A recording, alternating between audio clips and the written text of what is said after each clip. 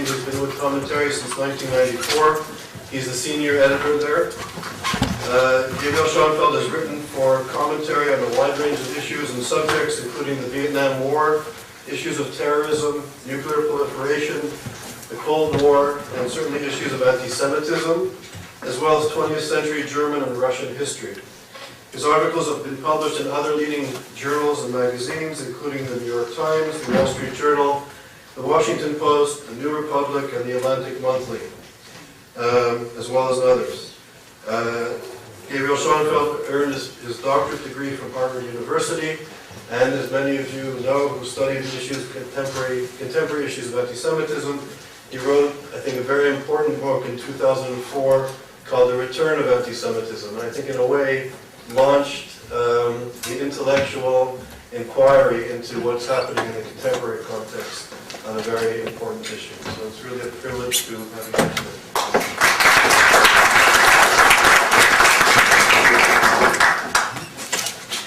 Thank you very much, Charles, for that generous introduction. And it's really indeed an honor to be here at Yale talking about this important subject. I want to just begin by acknowledging the presence in this room of my sister, Miriam DeMeo, and her husband, Dan DeMeo, who's on the faculty here, and their son, Jonathan, who's a sophomore here.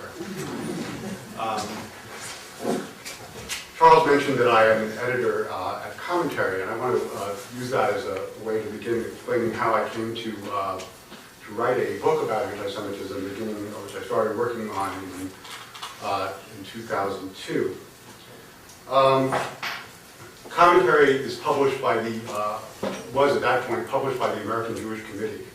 It's housed in the offices of the American Jewish Committee.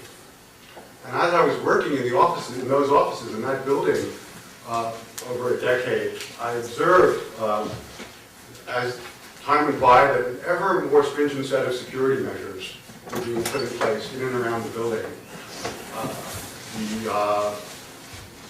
The windows were coated with a laminated glass that, in case of a blast in the street, would not shatter shards on us. Security barriers were placed in the street so that cars could not approach the building. Armed guards and a New York City police officer were at various times stationed in front of the buildings. A device called a man trap that keeps unauthorized people from coming into the building were put in place. Now, in watching all of this, provoked a question in my mind. What is the nature of the threat that people working in the offices of a major American Jewish organization face in this world? And of course, there was a debate going on at that time about resurgent anti-Semitism and whether we were witnessing something new. And one voice in that debate was Leon Wieseltier of the New Republic, the literary editor of the New Republic, who dismissed alarm about resurgent anti-Semitism as what he called ethnic panic. And I wanted to set out on my own and answer the question, what it is that we were facing in New York, and indeed around the world. I think it's obvious to anyone who's observing contemporary affairs that there is a resurgent anti-Semitism. And I think it's also obvious that the center of that resurgence is the Islamic world. In particular, two countries, one Sunni, one Shiite, in the heart of the Islamic world, Saudi Arabia and Iran.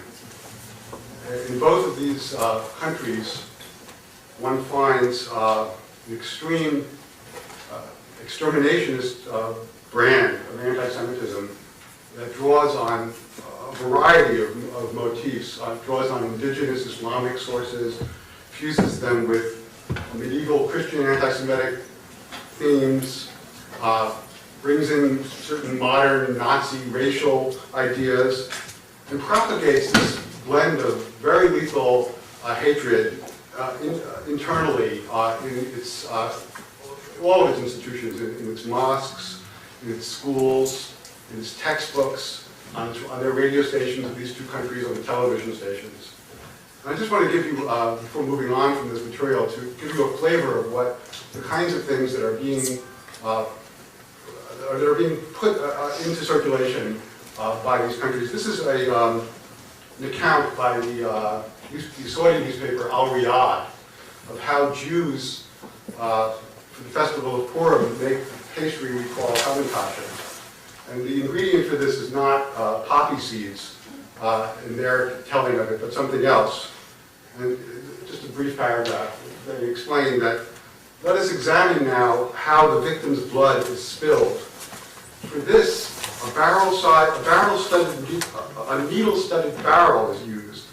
This is a kind of barrel about the size of a human body, with extremely sharp needles set in it on all sides.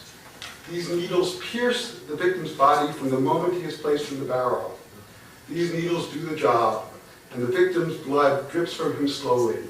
Thus, the victim suffers dreadful torment that affords the Jewish vampires great delight, as they carefully monitor every detail of the bloodshedding with pleasure and love that are difficult to comprehend. Now, this kind of material was, in fact, dramatized in a 24-part television docudrama that was broadcast in Egypt and then exported across the Arab world and across the Islamic world, played in Ramadan. And it is this kind of very virulent anti-Semitism is ubiquitous and commonplace in these societies. It appears in the theocracies like Iran and Saudi Arabia, but it's also prevalent in militantly secular societies like Syria and Libya, and societies that are at peace with Israel like Jordan and Egypt. The Palestinian Authority has peddled some of it, so does Hamas, and of course such incitement is one of the prime factors that underpins the phenomenon of suicide bombings, the willingness to die as long as one takes as many of the evil Jews as possible with one to the grave. Now, it's important to note, I think, that this kind of this Islamic brand of anti-Semitism is not confined to those countries that are near Israel or locked in conflict with Israel, but extends much further afield, thousands of miles away, to countries that have had virtually no contact or no contact at all with Jewish communities. Countries like Malaysia, which never has had a Jewish population, but whose former prime minister, until 2 years ago, Mohammed Mahathir, over the course of his 25 years in power, repeatedly traded on anti-Semitic themes as a tool of his rule, blaming the financier George Soros and international Jews for manipulating Malaysian currency, publishing tracts like Henry Ford's International Jew for distribution in Malaysia. Similarly, Pakistan, which had a small Jewish community that largely fled in 1948, is a country that, by accounts of Western journalists who've been there and some Pakistani intellectuals, where this anti-Semitic thinking is rife, where the population, there's widespread belief that the attacks of September 11th were organized by the American Jewish community to draw the United States into a war with the Taliban, and all sorts of other anti-Semitic ideas. And of course, some of this is the result of the influence of Saudi Arabia, which has used its oil wealth to finance a dense network of madrasas, of educational institutions in Pakistan, where this kind of material is propagated. And of course, we saw the most tragic manifestation of this in the case of Daniel Pearl, who was forced to utter his last words before he was beheaded were, "My mother is a Jew, my father is a Jew, I am a Jew." That was the last words of his video.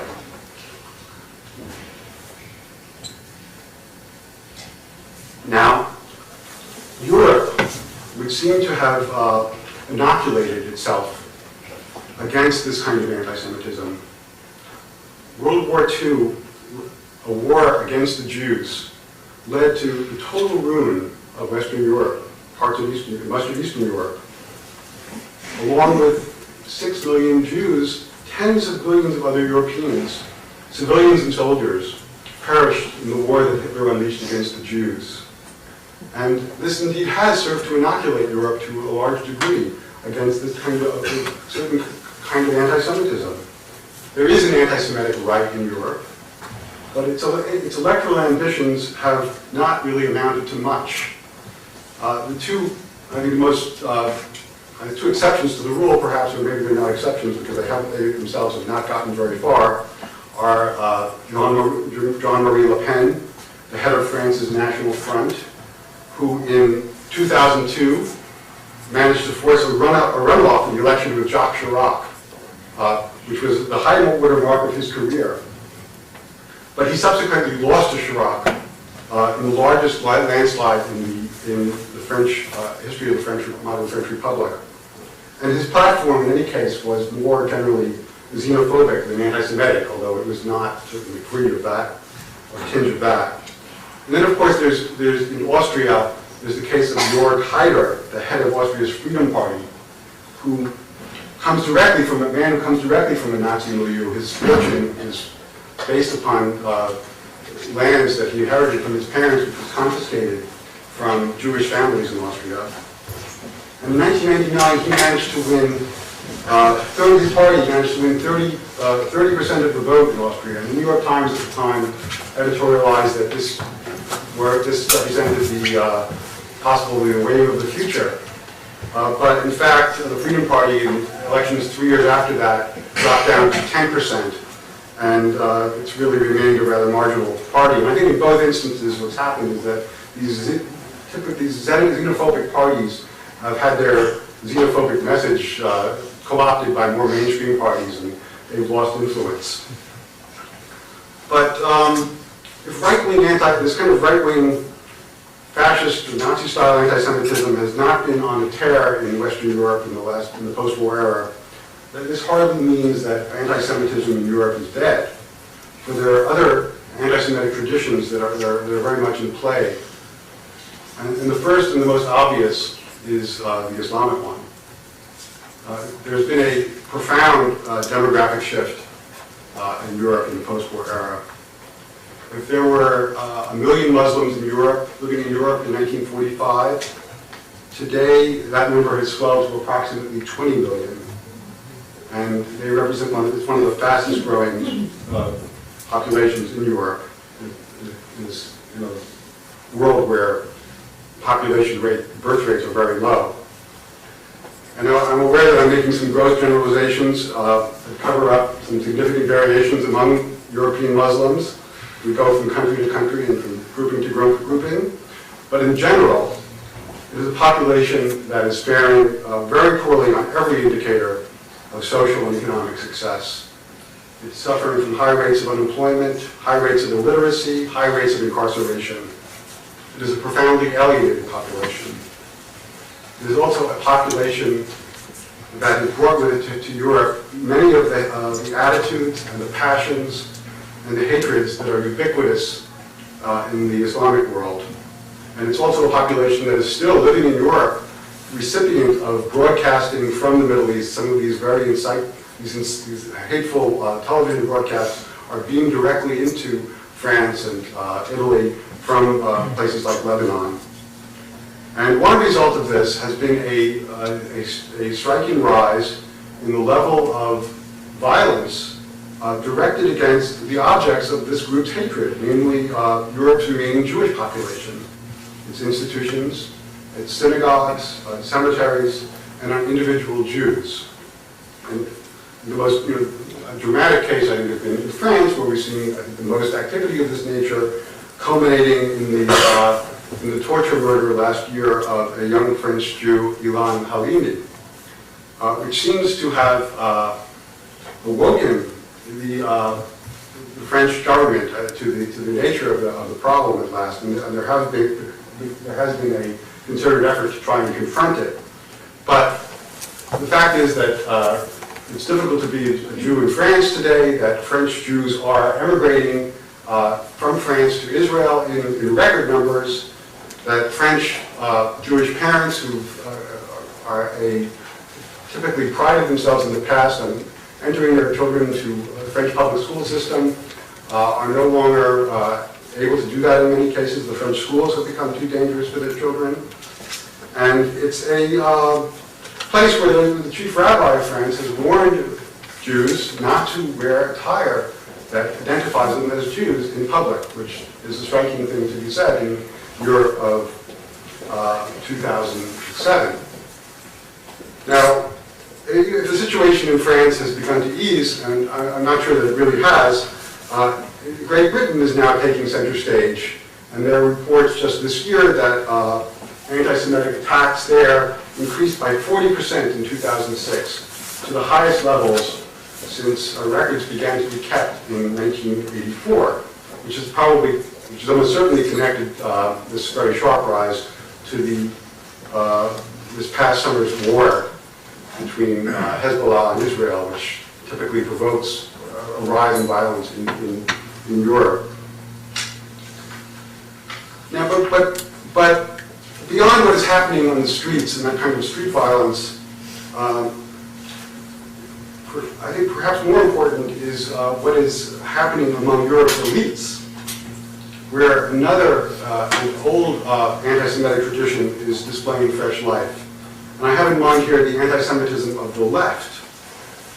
And in post-Holocaust Europe, it is, of course, not respectable at all to speak ill of Jews. But in progressive circles in Europe, a variety of synonyms are employed as a substitute. Among them are the terms, the obvious one being Zionist, slightly less obvious is neoconservative, which are used to disguise, which are used to convey undisguised loathing of both Jews and Israel. At universities across Europe, campaigns have been underway to organize boycotts of Israeli academics. Anyone who is considered an Israeli citizen is treated as a war criminal by some of these campaigns.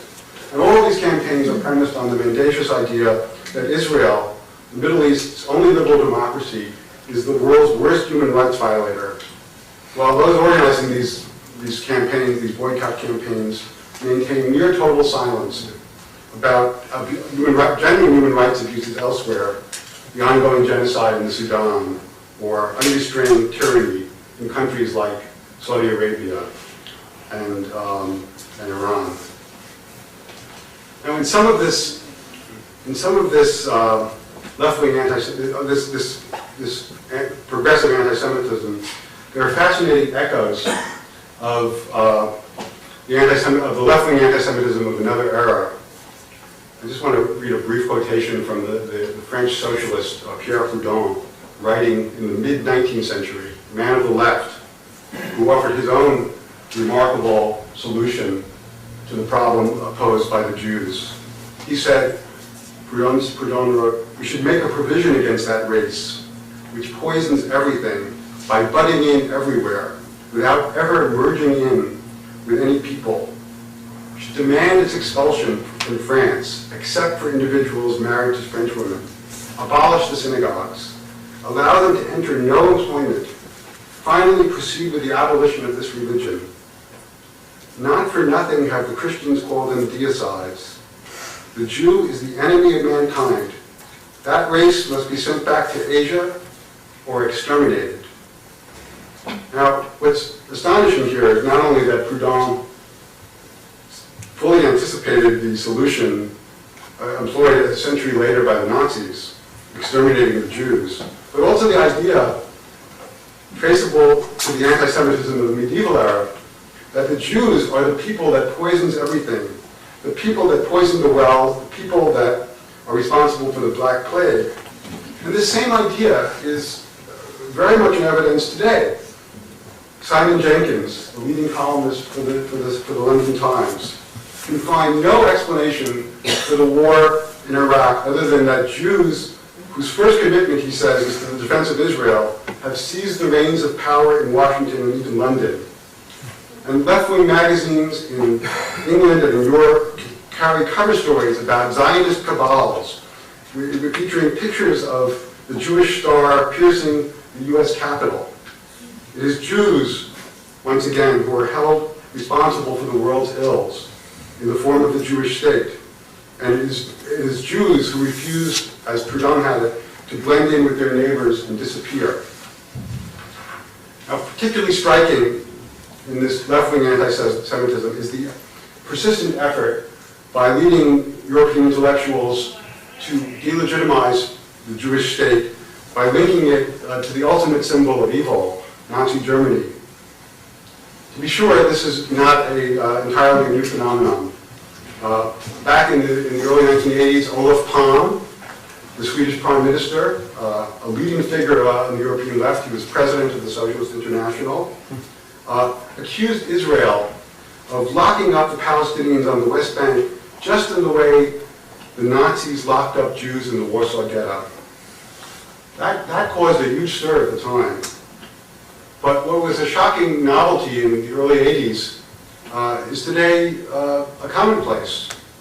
The Irish poet Tom Paulin has written this poem about Zionist SS gunmen shooting down Palestinian children.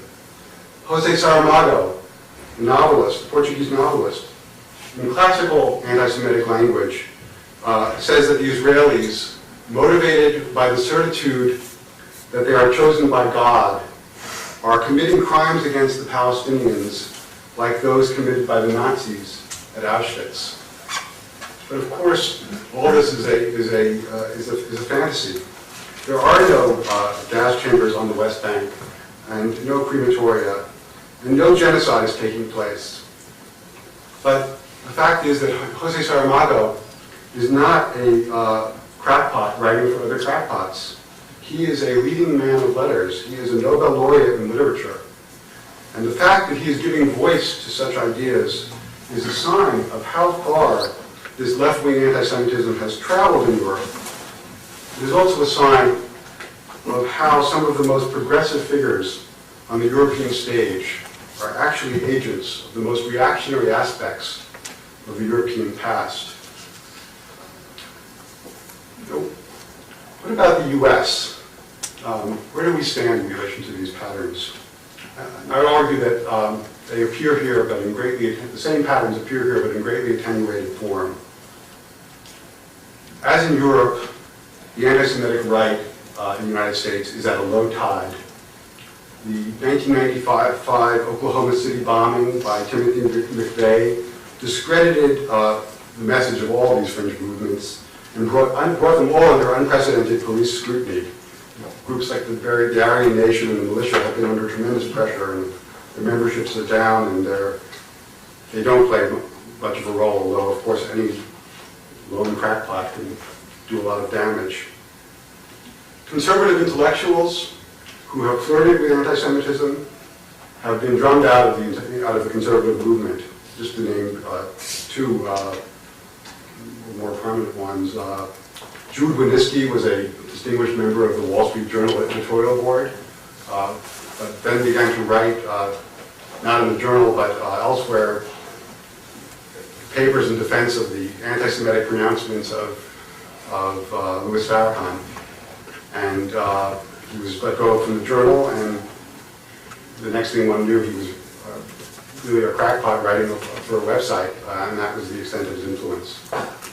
Joseph Sobran, who was a columnist for William Buckley's National Review, a leading conservative magazine, also began at some point, I believe in the 70s, writing a series of truly outrageous anti-Semitic articles, not in National Review, but elsewhere. And he was forced off of the masthead of National Review by Bill Buckley, and is now last seen consorting with the folks at the Institute for Historical Review, which is a Holocaust denial outfit operating in California. So he has also been moved to the far margins. When various fundamentalist Christian leaders like Pat Robertson have given voice to anti-Semitic ideas, they have come in for vociferous criticism from across the spectrum. Anti-Semitic politicians on the right have not gotten very far at all. David Duke in 1991, perhaps the leading exception, he managed to get 30% of the vote in a Louisiana gubernatorial election, but it's been downhill for him ever since. He had a fraud conviction, he served time in prison, and he has surfaced most recently, not surprisingly, at the Holocaust Denial Convention in Tehran late last year. Pat Buchanan, who has flirted with anti-Semitism repeatedly over the years. His various presidential runs amounted to nothing on both the Republican line and the populist line, running in 2000 as a populist, and not really making much of his anti-Semitic ideas along the way, incidentally. He did not prove to be very popular. He received 0.04% of the popular vote. So if the right-wing anti-Semitism is not flourishing, the other traditions are doing slightly better. As in Europe, we have our own indigenous and Islamic anti-Semitism. We have some 2 to 4 million Muslims in the United States. Perhaps 3/4 of them are immigrants. This is a population that is much better integrated into American life than is the case in Europe, and much more prosperous and thriving. But still, there are elements in this population that are publishing blatantly anti-Semitic material. The Arab Voice, one of their major newspapers, has republished Protocols of the Elders of Zion. There's ubiquitous articles and books in Islamic bookstores, in Arabic language bookstores, in which the thesis is put forward that Jews are responsible for or Israel is responsible for the attacks of September 11th, and so forth. And this Islamic population, like Jewish population, like the Christian population in this country, has organized its own system of day schools and Sunday schools to convey their faith to their children. And according to reporting by the New York Times and the Washington Post, many of the textbooks in use in these schools, where there's some 30,000, 40,000 kids being exposed to this material, are textbooks which have been imported from Saudi Arabia and which teach things like that Jews are the sons of monkeys and apes, that Jews worship money, and other standard and not so standard anti-Semitic tropes. Now, unlike in Europe, we also have a black Muslim population with very special circumstances, including the fact that some 300,000 to 400,000 black Muslims in this country are incarcerated in prisons. And these inmates, like other inmates, have religious needs that must be catered to. And in one institution after another, it turns out, the authorities have turned to Saudi-trained imams to administer religious counseling in the prisons. So we have a situation where a sector of American society that is most prone to violence is being indoctrinated in some of the most fundamental brand of Islam, including in some instances directly its anti-Semitic teachings. And actually, as an editor of Commentary, I've received letters from prisoners, Jewish prisoners, just complaining about the situation in their prisoners over the years. But the sum total of all of these trends is that we've seen an upsurge in violence against Jews committed by Muslims. If in the past that kind of violence, synagogue desecration, cemetery desecration, was carried out largely by skinheads, increasingly it's carried out by Muslim youth. But apart from that, that kind of low-level violence, we've also had a number of more spectacular attacks, which I think bear mention. There was, just to mention before, on the Brooklyn Bridge in 1994, a Lebanese Muslim opened fire on a van carrying Hasidic young people and killed one. There was a 1997 attack on the top floor of the Empire State Building by a Palestinian gunman who killed one person. He said in his confession that his aim was to kill as many Jews as possible. There was a 2002 attack by an Egyptian immigrant on the LL ticket counter in Los Angeles. And just last year, of course, in Seattle, a US-born Muslim stormed the Seattle Jewish Center and killed one woman and shot 5 others. So the security doors around my building are definitely there for a reason. That's one of them. Now, as in Europe, the United States has its own, also has its own left-wing anti-Semitism. Now, I would argue there's been a certain measure of recent trend is that there's been a certain measure of tolerance within the Democratic Party for candidates who have openly expressed anti-Semitic ideas. And the most significant case, of course, is that of the Reverend Al Sharpton, who in the 1991 Crown Heights riots openly fanned the embers of anti-Semitism by declaiming against diamond merchants from Tel Aviv who were robbing the black community. He subsequently led a boycott of a Jewish-owned store in Harlem, Freddy's, where there was a lot of incitement, including incitement to burn it down, and that incitement didn't come from him. But the store did indeed burn down, killing 8 employees. Now, the media and the leading Democrats who avidly court his support make absolutely no mention of this. He participates in the debates as an equal. In fact, he is the one who's allowed to lecture other candidates on race relations. And his whole history of anti-Semitic pronouncements has become a taboo subject in the party and in the media itself. Now, as in Europe, much of this left-wing anti-Semitism can also be found in universities. We saw this particularly when the Second Intifada was at its height, that there were demonstrations on campuses across the country in which placards were held up, in which the Jewish star was equated with the Nazi swastika, placards bearing pictures of dead babies labeled slaughtered according to kosher rites were visible. But beyond these, again, street-level activities, there have been activity in the elite faculties as well, including in the Ivy League faculties, where there has been a movement, somewhat now in abeyance, to single out Israel as the world's worst human rights violator, and as the only country that institutions like Yale, MIT, Harvard should divest their stocks from. And as I say, this campaign is, I think it's not done all that well. I don't hear that much about it right now, but the universities have now given birth to another controversy in which 2 leading political scientists, John Mearsheimer of the University of Chicago and Stephen Walt of Kennedy School at Harvard, have published this paper about the undue influence of the Israel lobby. But the way they define that is essentially American Jewry as a whole, and the paper itself raises the question, or directly suggests, that American Jews have dual loyalties, which is a time-honored anti-Semitic canard, and which, in fact, does not mean dual loyalties at all, but actually means single loyalties, loyalty to their fellow Jews ahead of loyalty to the United States. And this is an argument that they've made at great length with a great many footnotes, but they're wrapping an old anti-Semitic idea in scholarly garb.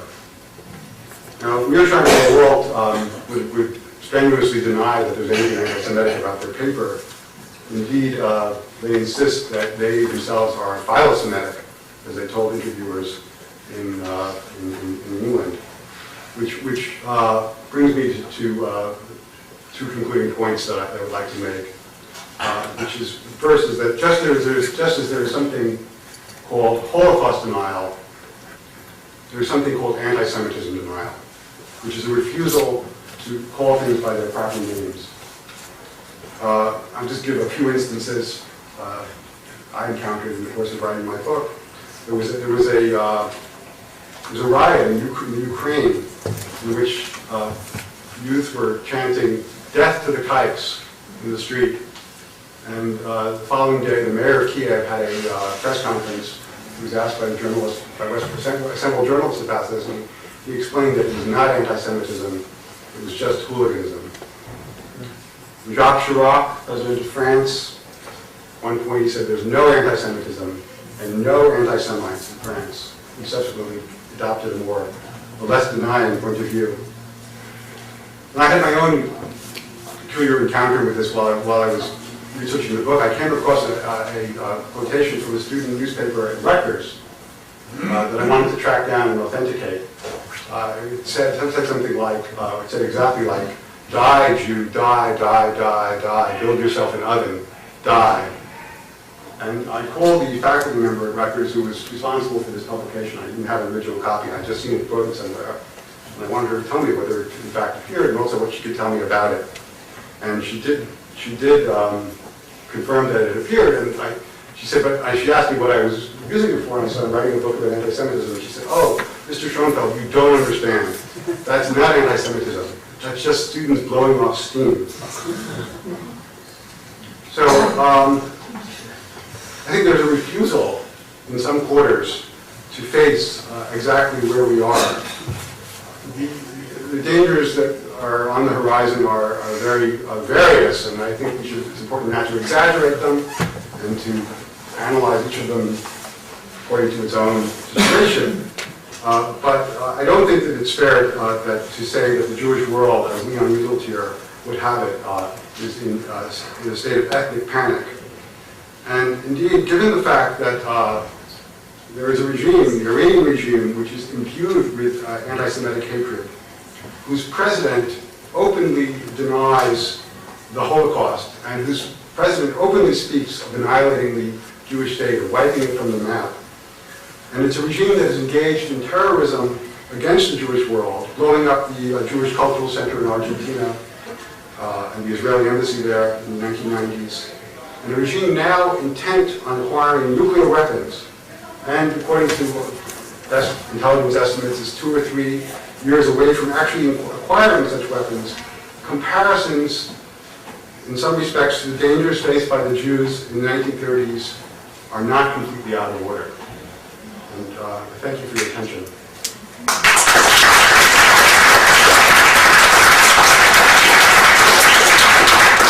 Thank you very much. So Dr. Schoenfeld has agreed to take questions.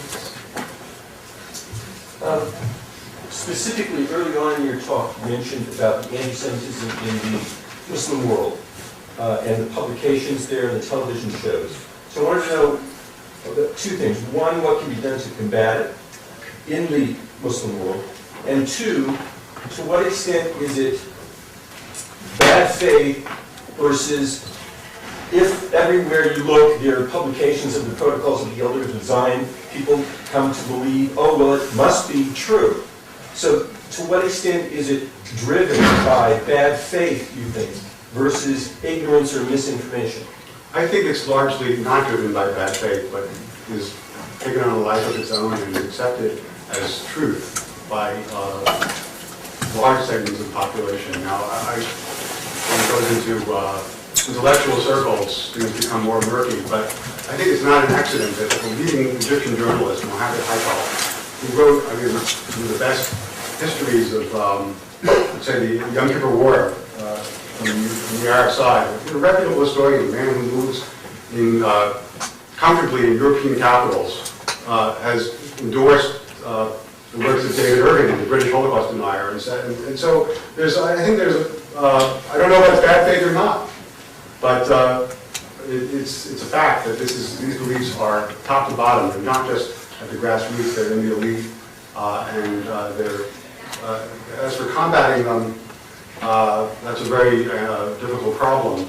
Apart from regime change, what measures short of regime change can be employed? There is some Western broadcasting into some of these societies, which I think can play an important role. There are institutions like Memory that Yigal Khanun, I believe you spoke here, go about just assembling some of the more extreme things in the press and distributing them, and I think calling attention to them can have something, is a very, very necessary first step in combating them. But I myself do not have a program beyond that for dealing with this. Okay, so Alon, and then you, and if you sort of indicate to me, I'll put this down on this. Yeah, so there is some kind of a paradox, maybe you can feel it. The left traditionally was very much trying to depend on civil rights. Again, generally it's but how do you speak up? Yes, I said the general notion is that the left is very much aware of civil rights. How does it fit with this paradox of left supporting anti-Semitism if one can consider, anti-Semitism as an issue of civil rights? Well, it's a very good question, and I guess the way I would answer it is that the left and liberalism are composed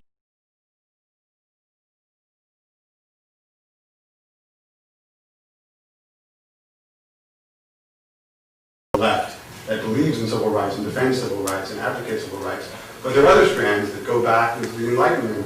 You know, Voltaire, who in his anti-clericalism became extremely anti-Judaic, looking at Judaism as the trunk, as the tree trunk from which Christianity, which he hated, had grown. And he wanted to extirpate both. And there's a, you know, this gave voice to the whole stream of anti-Semitic thought in the 19th century, and you have quotations like that from Proudhon, but you can go through the works of Marx, himself a Jew, of course. You can find these, in the socialist tradition, a great deal of anti-Semitic hatred. So these schools exist in tension with each other and are manifest today on the left by people who are not thinking in these terms, but are somehow echoing these older voices. One of the kind of touchier issues, I think, surrounding anti-Semitism today is, you touched on it briefly, especially with Walter Mearsheimer, the issue of can one equate, or how much one can equate anti-Zionism with anti-Semitism. And this, I think, also recently has become a very hot issue with to what extent the left in the American Jewish community that's very critical of Israel is almost anti-Semitic or self-hating. So could you talk a little bit about is there a distinction? If there is, what is... Well, I think what really depends here how we would define anti-Zionism. Anti-Zionism is the belief that there should be no Jewish state in the Middle East. I would have to call that anti-Semitic, because the practical consequences of that would be to lead to the death of the Jewish population of Israel. I mean, where are they going to go? And are they going to live under the regime of Hezbollah or Hamas? Or that seems to me like fairly simple. I think matters get much more murky when we're talking about criticism of what Israel does in particular instances.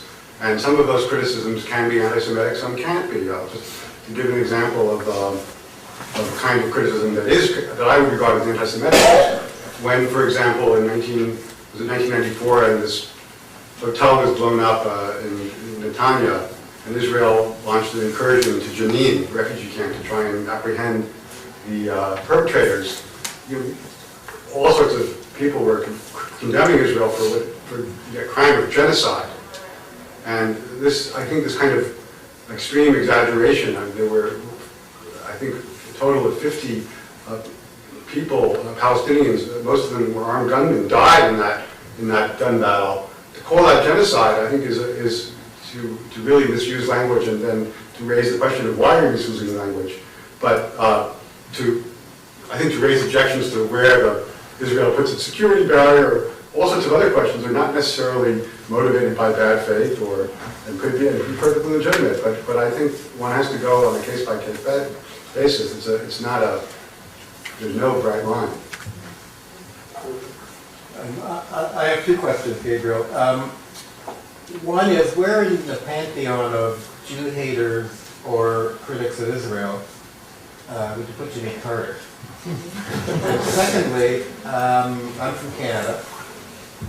We believe in freedom of speech, but we also believe in freedom from speech, which means we have some pretty stringent anti-hate laws. And given the extent of hate on the internet, which I think culminated in the attack on Elie Wiesel last week by one of these right-wing guys that also foment anti-Semitism, which he claimed to have picked up on the internet. What recommendations, as an American, I understand how sensitive you are about the First Amendment, would you make about use of media, particularly the internet, in fomenting violence against a specific group? Both excellent questions. Jimmy Carter is an interesting case, and he just published this very controversial book, which we all have been hearing about, and he's both at Brandeis. There's some things in that book that really make you wonder about where he fits in the anti-Semitic tradition. He criticizes Israelis for not being religious and for for desecrating Christian sites or not behaving properly toward Christians. And there's some Christian motifs in his anti-Semitic, and I think arguably anti-Semitism in a way this kind of double standard that he refuses to criticize any act of Palestinian terrorism in that book, but hammers Israel for all sorts of things, and raises questions about his motives in doing that. But I can't go deeper into his psyche than that, and I haven't read his book, so I'm just relying on reviews, including an excellent one that we published in the February issue of Commentary. As far as the hate crime laws and controlling the internet, I really don't see a possibility for that here in this country. I personally am not opposed to when Austria locks up a Holocaust denier like David Irving, he was locked up for 3 years. That doesn't trouble me. I don't think that we need to export our First Amendment around the world to situations where history is very different and much more fraught. I'm basically a liberal on this issue. I think that speech should be answered by speech. Violence and incitement to violence are matter, and there, it's direct incitement there. Otherwise, that do allow for intervention. But what is it?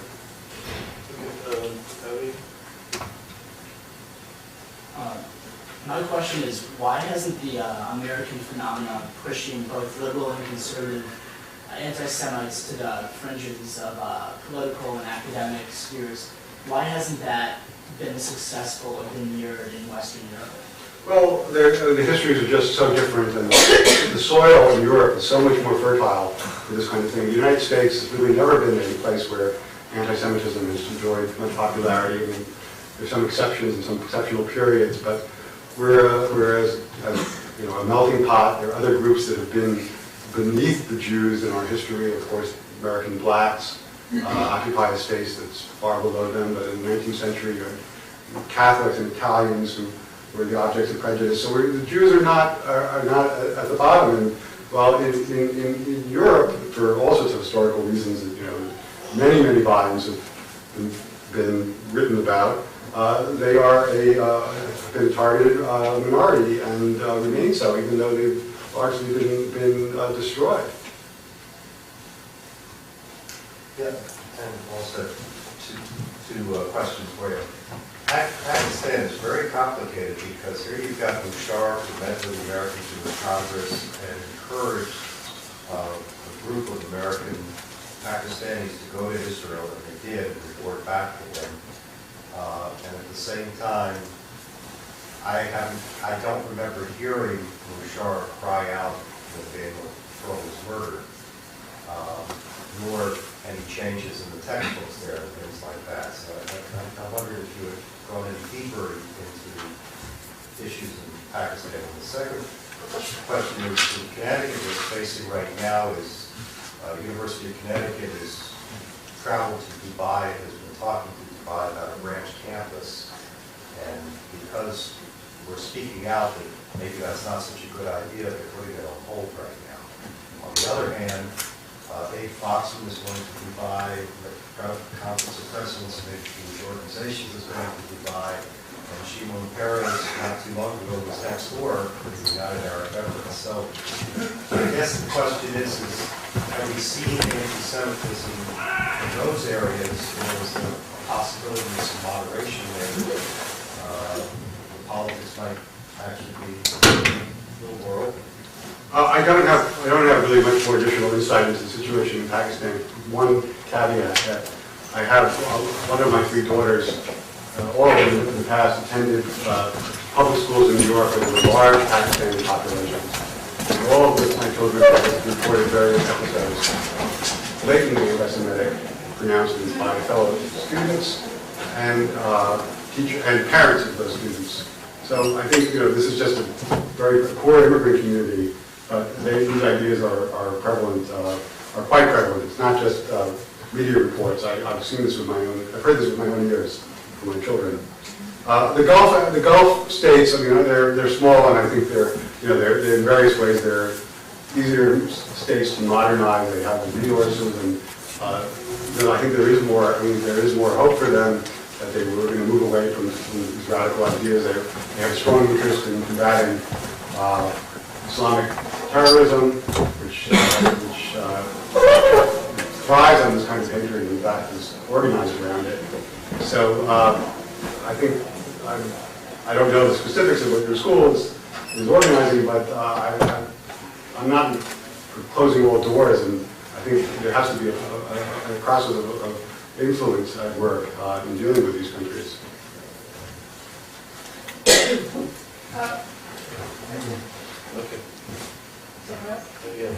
I wonder if you would agree that the rise of anti-Semitism is highly correlated with the lower standing in many people's eyes of Israel's behavior.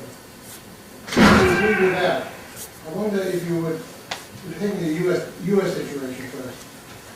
If the fact that the Jewish leadership in the United States, I'm not going to go with this, but the Jewish leadership seems to be unwilling to decide when it should support what Israel is doing, when it should not support. You should say yourself, sometimes they do good things, sometimes not so good things. We all agree on that. But the Jewish leadership doesn't differentiate. The word black and white is almost like Bush saying either for us or against us. And that word is not black and white, the word is gray, not black and white. So the question I have is, in Israel, people do object to certain things that Israel is doing, others do not object. But in the U.S., you don't get that in the leadership. And I think that's what leads to the kind of anti-Jewish feeling among many people that we are, in fact, monolithically in favor of Israel, no matter what they do. Well, I'm not sure. I mean, I think, I'm not sure how true that picture is. There's some elements of truth in it, but having worked closely with people in a major Jewish organization, I'm not affiliated with that organization, but I've seen them up close. I don't think that they follow every twist and turn of Israeli politics faithfully, and that sometimes they distance themselves from it, sometimes they choose to support Israel more heavily on one issue, and sometimes they just remain silent. They don't, I think, it's fair to say, they like to be in a position of criticizing Israel.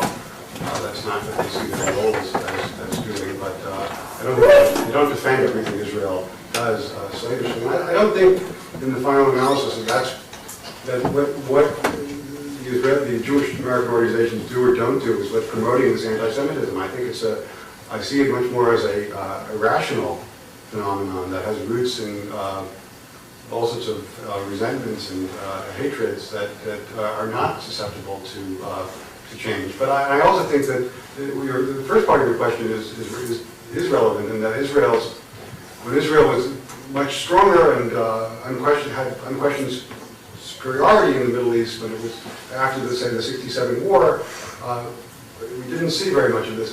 It was really after 73, and when Israel suffered its first major defeat, that we began to see a great deal more sympathy on the left and other sectors for Israel's critics, and including some of the more radical ones. You see it only as a military superiority? Well, its entire sense of Iran is also eroded. It's not. I think it's become. It's not a fashionable country to support.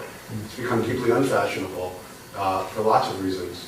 And now, of course, its leadership is in kind of unbelievable malaise that can't help. But I don't see this really as, in the end, as a result of anything Israel does or doesn't do. I mean, I think it's a factor, but it's not the decisive factor.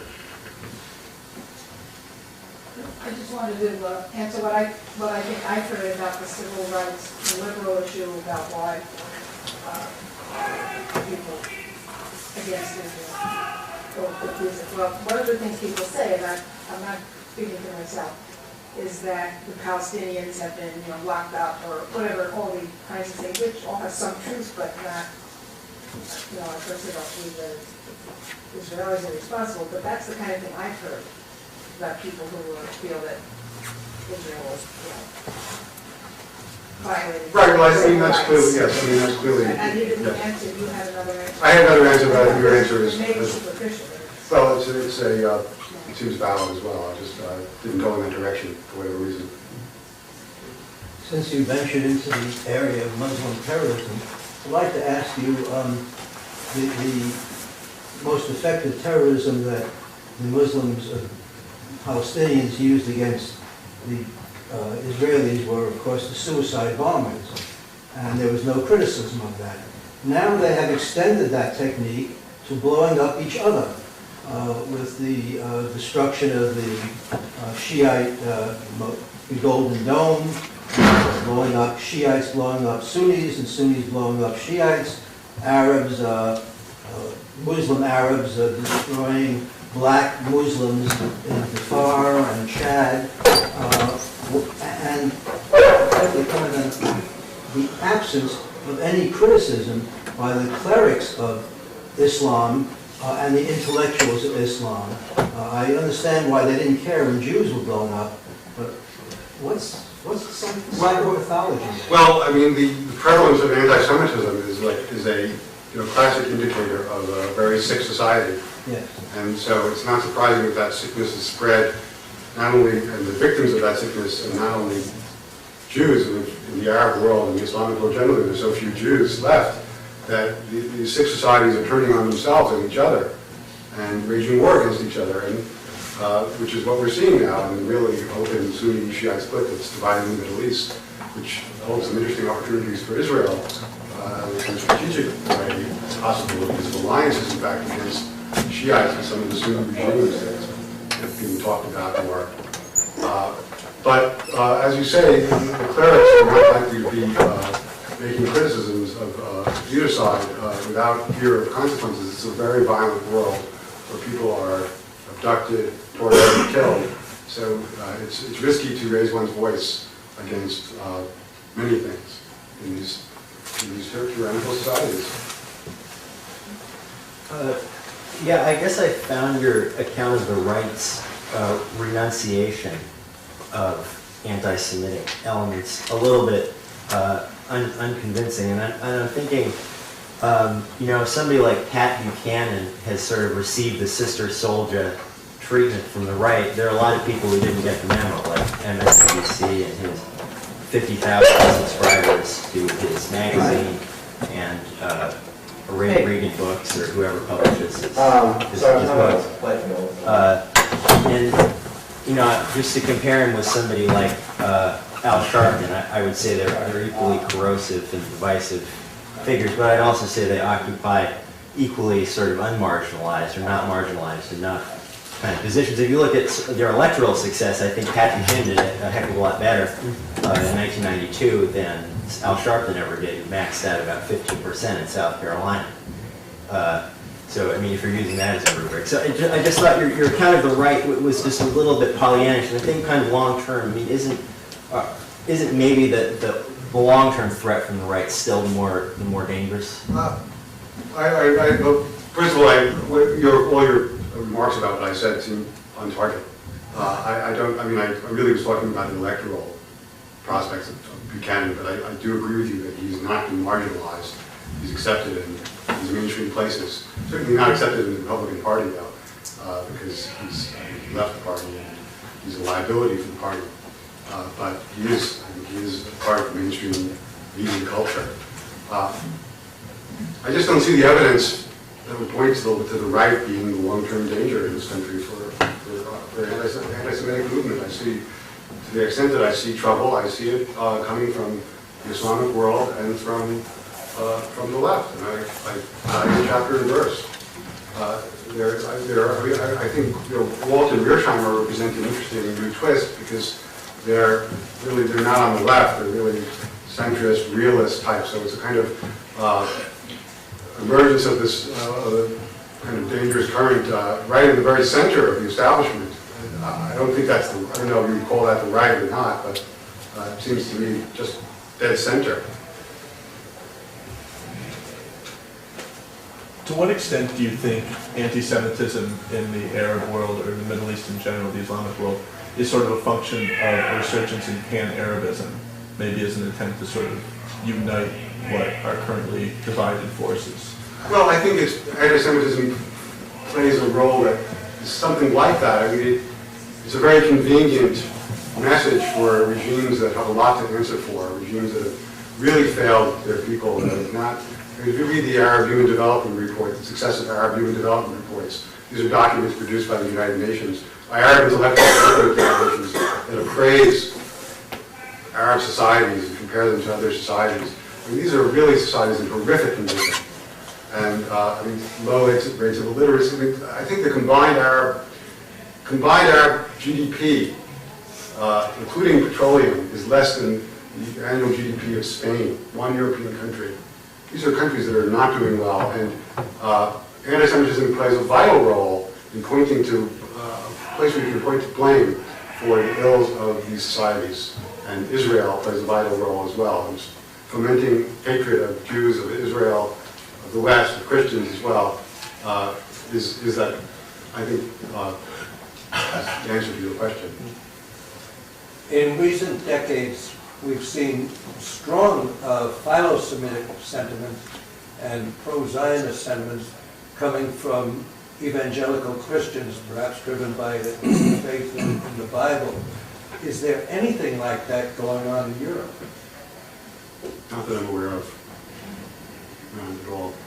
I really don't, I don't know. I mean, I think it would be right to point out that that the Catholic Church in Europe and generally around the world has made huge strides in trying to reconcile with Judaism and Jews in Israel over the last 30 years. It's not, it doesn't have the influence it does in Europe in such secular societies, but to the extent it has influence, it has made very dramatic progress in its understanding of Judaism and its renunciation of its own anti-Semitic teachings and in establishing better relations with Israel. So there is a kind of counterpart, I suppose. Will? So far, thank you very much for your comments today, and I really agree with basically everything I've heard you say. But nonetheless, I feel like there's something missing still. And we've heard a lot of the historical, political roots of anti-Semitism and the different strains, left and right, Islamic and secular. But I think there's something to be said for the dispossession of the Palestinians in the 20th century, and that this is a cause of much of the resentment. The creation of the State of Israel was by force of arms. The Arabs were not represented when Israel was declared.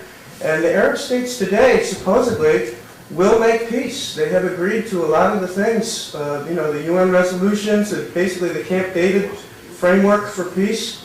And I wonder if, you could address that at all. Well, I'll try to. I think there's some truth to that the plight of the Palestinians has, and the territorial conflict that provoked by Israel's creation undoubtedly has a dimension that is free from all these other things, but it's very tangled in and it's very hard to disentangle what it is. But I would also point out that many of these currents preceded the formation of the State of Israel, that the Arab states were aligned with Nazi Germany, and that during the war that Iraq was, and that there were the Mufti of Jerusalem, and that these Nazi racialist anti-Semitism was very prevalent in the Arab world prior to the establishment of the State of Israel, that these ideas were cultivated before and were growing long before Israel was attacked in 1967 and came into possession of the West Bank and Gaza,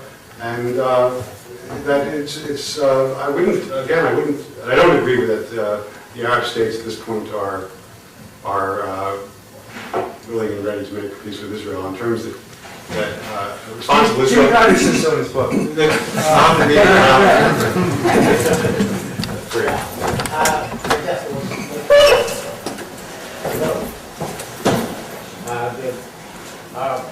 Palestinian Arabs were represented in the UN. Not the true, all the Arab states were represented in the UN. And in addition to that, a larger number of Jews were dispossessed in the Arab countries. Then the Palestinian Arabs were dispossessed from their places in the land of Israel. Now, this is not what I'm going to say, but it ties in. In light of what you said, that essentially Arab anti-Semitism is state-supported. and many times organized. What is the sense of let's say, the future value of peace negotiations on these grounds? Is it really sincere attempt or effort by the Arab state or elements, or is it just an exercise in gaining a better position for the future? As a process of eliminating the Jews eventually, the second result. Well, I think the best case study here really in Egypt, which society that, they said the Camp David Accords have been in existence now for how long? Since 1979.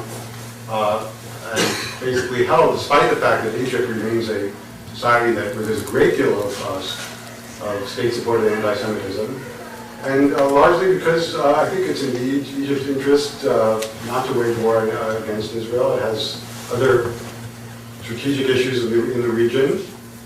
Those may change. I think that the great danger in dealing with any autocracy, especially one that peddles a hateful ideology like this, is that they're unstable, that they could be toppled tomorrow, that agreements are ultimately just pieces of paper. And Israel, or any state trying to enter peace negotiations with such a state, has to take into account their instability and their fundamental nature and the attitudes expressed by that are prevalent in the population. I think so. A statesman has to take those things into account. Israel, I think, is cognizant of what developments are in Israel, in Egypt, and in Jordan for that matter too. But sees it as its interest to maintain a state of peace with these countries, and has done so successfully. I don't hate what you said, but I'm trying to get your assessment as to what's the value of these. Well, they've kept, Israel has been, in these cases... Is it temporary or is it long-lasting? Well, well, I'm not a prophet, so one sees, erosion and the way the treaties are, some of the language that the Egyptians use, and ups and downs in the relationship, but I think that seeking treaties peace treaties with your adversaries is a good thing, unquestionably. And I think, but it has to be done in a clear-eyed way. It's just signing a piece of paper is not adequate. There has to be verifiable disarmament and genuine peace rather than cold peace, ultimately, for real peace to arrive in the region. Yes, I want to thank you and ask you, do you see the need for a new Jewish organization whose mission it would be to combat anti-Semitism all over the world, 24 hours a day, to reply to all these things that happen, to educate and so forth? I don't see an organization that's doing that now on behalf of the Jews. I think that might be a useful thing, because there is an organization that really ostensibly has that as its mission, which is the Anti-Defamation League. But I think under Abe Foxman, I've been a critic not of everything they've done, but I feel that they've been quite slow in recognizing some of the challenges that the Jewish world faces, and that they've been much more oriented traditionally toward the threat from the right. Foxman himself is a refugee from Poland, and more concerned about the right-wing side of this equation, which is fair enough, but slow to recognize some of the other developments. And so whether a new organization is needed or a new leadership of the old organization, I don't have the answer, but I think that these questions require urgent attention. Thank you.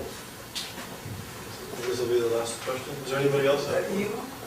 You painted a very We'll take two. bleak picture concerning Iran, a very frightening picture, actually. And I just wonder, do you know anything about the opposition that used to be there? That was a very thriving opposition. What does it hear think about them? Well, there's still a thriving opposition in Iran. And in fact, it's not just an opposition, there's actually open conflict in different portions of the country. The Persians are only, I think, 50% of the population. There are these Kurds, these other minority groups that are really loggerheads. So with the regime, so there's this ethnic fracturing. What's more, I'm very alarmed about developments in Iran. Who couldn't be given what the pronouncements of the president. not clear that the analogy to the 1930s works with him, and his position is not nearly as secure as, say, Hitler is just suffered defeat in his local elections. There's a lot of turmoil and ferment inside of Iran. The question in my mind is whether that turmoil and ferment is going to lead to the kind of fundamental change that I hope Iran sees before or after it acquires nuclear weapons. And I think we really can't wait. Israel, the United States should not wait around to find out the answer. We'll take the last question. I just had one comment to make regarding the two intellectual professors who feel that the Jews have one position or one political position, and I suggest that they study the recent senatorial campaign in Connecticut. I think that that really reflects some sincere and serious divisions in political points of view. Thank you. So, just one brief announcement. Next week, Bassam Tibi from the University of Hamburg will be speaking here on the issues of radical Islam. He'll be in this room at 4:15 next week. On behalf of everybody here, I really like to thank you for our